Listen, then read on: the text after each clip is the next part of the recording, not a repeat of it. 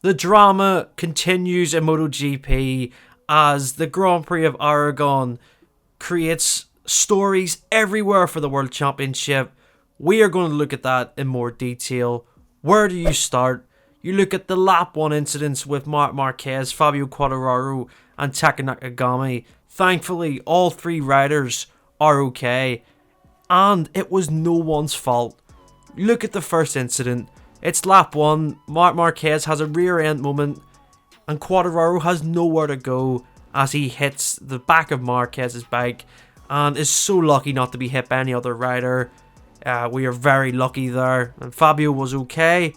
But then, as a consequence of that incident, Fabio's bike hit Marquez's rear so hard that debris from the front of Quartararo's fairing ended up getting lodged in the rear end of the Honda, and coming out of turn 6, as Marc Marquez engaged his ride height device, it got stuck and then locked, and that started veering him off to the left. Taka Nakagami was on the outside of Marquez, and they touched. Nakagami went down. Marquez's bike didn't continue. Thankfully, Nakagami didn't get hit by anyone else.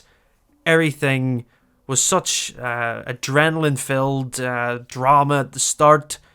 Everyone is okay, and that is the main point. Where I'm seeing a lot on social media, people pointing the fingers and blaming Marc Marquez. There's nothing that could have been done.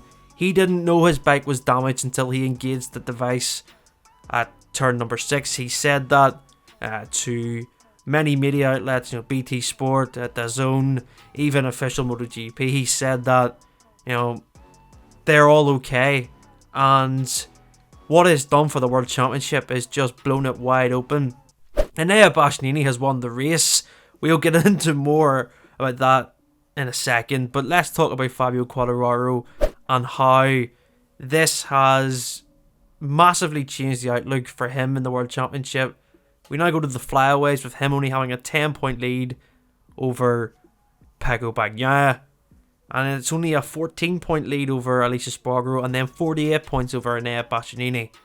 But Fabio Quartararo's luck then got maybe worse as he was going back to the paddock, and the marshal taking him back on the scooter had a head-on collision with another marshal or another person in the paddock, and he had a crash on that scooter as well.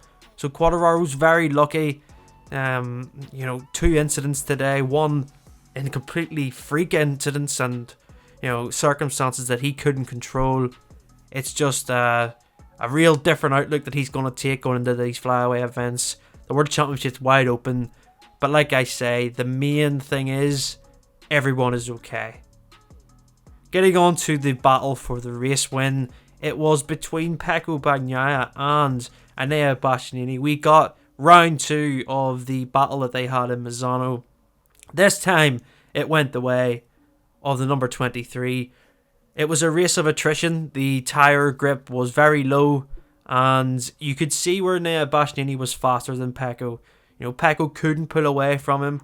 Enea was lining him up to the last corner, but not showing him the overtake, so that would allow Bagnaia to defend. We got to the last lap, and I didn't think Enea would have enough, but he did. He got him on the entrance to turn number 6, and that was the race winning overtake. An epic fight. It was, something that people questioned if Ducati would allow this to happen. Pecco being the number 1 Ducati rider, would they order Enea not to overtake, or would it be team orders involved? No chance. Enea Bastianini wants to win, and he still has an outside chance at this title. Why would Ducati tell him to stop? You can already see the needle between Bastianini and Bagnaia. They are so competitive with each other.